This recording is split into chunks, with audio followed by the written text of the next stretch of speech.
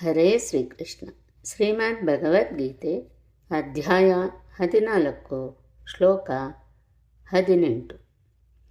ಊರ್ಧ್ವಂ ಗಚ್ಚಂತಿ ಸತ್ವಸ್ಥಾ ಮಧ್ಯೆ ತಿಷ್ಠಂತಿ ರಾಜಸಾಃ ಜಘನ್ಯಗುಣವೃತ್ತಿಸ್ಥಾ ಅಧೋ ಗಚ್ಚಂತಿ ತಾಮಸಾಃ. ಈ ಶ್ಲೋಕದ ಭಾವಾರ್ಥ. ಈ ಶ್ಲೋಕದಲ್ಲಿ ಗುಣತ್ರಯಗಳಲ್ಲಿನ ಕರ್ಮಗಳ ಫಲಗಳನ್ನು ಇನ್ನೂ ಸ್ಪಷ್ಟವಾಗಿ ನಿರೂಪಿಸಿದೆ. ಸ್ವರ್ಗಲೋಕಗಳೆಲ್ಲ ಸೇರಿ ಊರ್ಧ್ವಲೋಕ ಮಂಡಲ ಹೊಂದಿದೆ. ಅಲ್ಲಿ ಎಲ್ಲರೂ ಉನ್ನತ ಸ್ಥಾನದಲ್ಲಿರುತ್ತಾರೆ.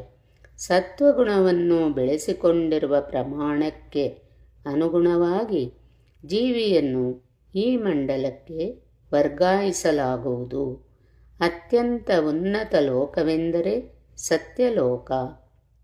ಈ ವಿಶ್ವದ ಅತ್ಯಂತ ಮುಖ್ಯ ವ್ಯಕ್ತಿಯಾದ ಬ್ರಹ್ಮನು ಇಲ್ಲಿ ವಾಸಿಸುತ್ತಾನೆ. ಬ್ರಹ್ಮಲೋಕದಲ್ಲಿನ ಜೀವನದ ಅಚ್ಚರಿಗೊಳಿಸುವ ಸ್ಥಿತಿಯನ್ನು ಲೆಕ್ಕ ಹಾಕುವುದಕ್ಕೆ ನಮಗೆ ಸಾಧ್ಯವಿಲ್ಲ ಎಂದು ಆಗಲೇ ನೋಡಿದ್ದೇವೆ. ಆದರೆ ಬದುಕಿನ ಅತ್ಯುನ್ನತ ಸ್ಥಿತಿಯಾದ ಸತ್ವಗುಣವು ನಮ್ಮನ್ನು ಇಲ್ಲಿಗೆ ತರಬಲ್ಲದು. ರಜೋಗುಣದಲ್ಲಿ ಬೆರಕೆ ಇದೆ. ಅದು ಸತ್ವಗುಣ ಮತ್ತು ತಮೋಗುಣಗಳಿಗೆ ಮಧ್ಯದಲ್ಲಿದೆ.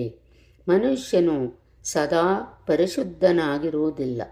ಸಂಪೂರ್ಣವಾಗಿ ರಜೋಗುಣದಲ್ಲಿಯೇ ಇದ್ದರೂ ಆತ ರಾಜನಾಗಿ ಅಥವಾ ಶ್ರೀಮಂತನಾಗಿ ಭೂಮಿಯ ಮೇಲೆ ಇರುತ್ತಾನೆ.